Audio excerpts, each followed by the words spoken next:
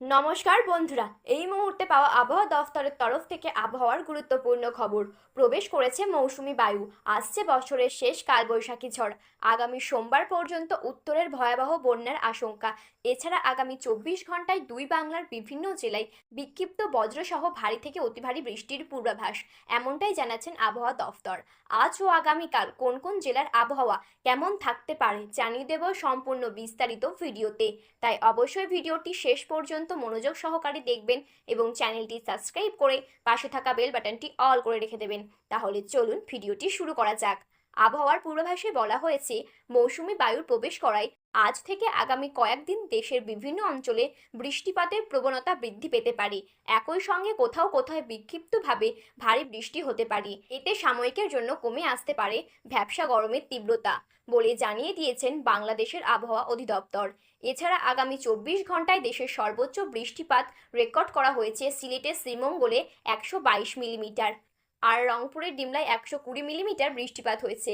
এদিকে আবহাওয়ার আর এক সতর্কবার্তায় বলা হয়েছে, এখন থেকে পরবর্তী 72 ঘন্টায় ময়মনসিংহ, শেরপুর, নেত্রকোনা, ফুলপুর, রংপুর, ঠাকুরগাঁও, দিনাজপুর, রাজশাহী, নওগাঁ, পঞ্চগড়, আদামদিঘি, জয়পুরহাট, সিরাজগঞ্জ, টাঙ্গাইল, ঢাকা, কাপাসিয়া, কিশোরগঞ্জ, মুন্সিগঞ্জ, নারায়ণগঞ্জ, কুমিল্লা, ব্রাহ্মণবাড়িয়া, ফেনী, নোয়াখালী ও এর পার্শ্ববর্তী অঞ্চল সহ সিলেট বিভাগের সকল জেলায় বিক্ষিপ্ত বজ্রসহ হঠাৎ কালবৈশাখী ঝড় ও ভারী থেকে অতি ভারী বৃষ্টিপাত হতে পারে। তাই উত্তর পশ্চিম আকাশে কালো মেঘ দেখতে পারলে পূর্ব প্রস্তুতি নিয়ে রাখুন। এদিকে বন্যার সতর্কতা।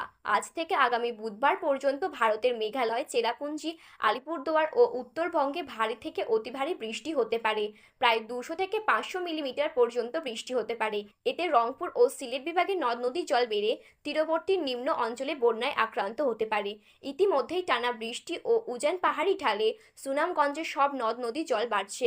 যে কোনো সময় নিম্ন অঞ্চল প্লাবিত হয়ে জলে বন্দী হয়ে যেতে পারেন লাখ লাখ মানুষ।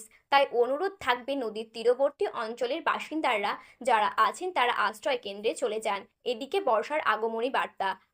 আজ থেকেই চট্টগ্রাম বিভাগের অধিকাংশ স্থানে, ঢাকা বিভাগের কিশোরগঞ্জ, সিলেট বিভাগের সকল, ময়মনসিংহ বিভাগের পূর্বাঞ্চলে বেশ কিছু স্থানে প্রবেশ করেছেন বর্ষা এবং মৌসুমি বায়ু বা বর্ষা জুন মাসের প্রথম সপ্তাহে সারা দেশে বিস্তৃত হতে পারে। এতে গরমের তীব্রতা কমে আসতে পারে। এদিকে সামুদ্রিক আবহাওয়া। বর্তমানে বঙ্গোপসাগর স্বাভাবিক আছে এবং আগামী বেশ কিছু দিন স্বাভাবিক থাকতে পারে।